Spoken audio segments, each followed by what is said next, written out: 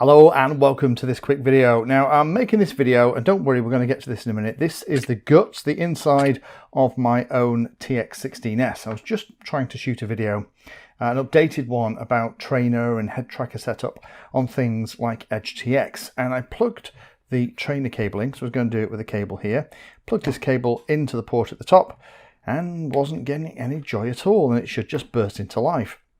And I found that I've come up against a problem that lots of other pilots have had with this particular radio. This is one of the weaker points from what I've seen.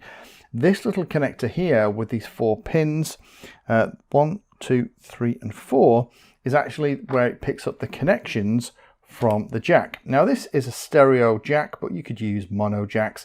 And the way it works is that the PPM signal from whatever you're sending, the ground is this part here, this bit at the bottom. That's normally 2 parts if this is a cable that also has a microphone, but I would recommend using either a stereo cable like this or using a mono cable if you can find one. The PPM signal comes in on the end.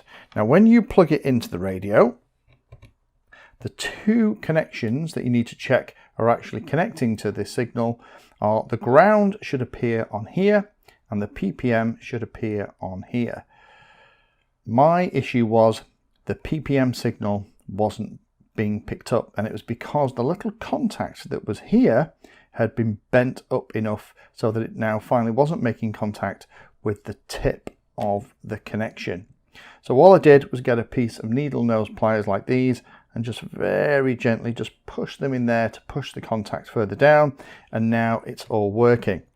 So I just want to show you that is probably what you need to do if you're trying to use the trainer function with something like a TX16s and you're having a problem.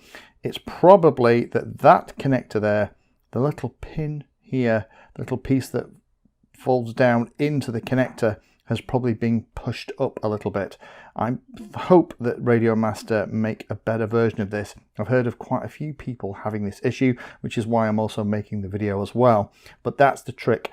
When you've got it plugged in, you need to make sure that there's continuity between the ground end of the cable to this top part here and the PPM signal. There's continuity to this connector here. If there is, then it'll all work.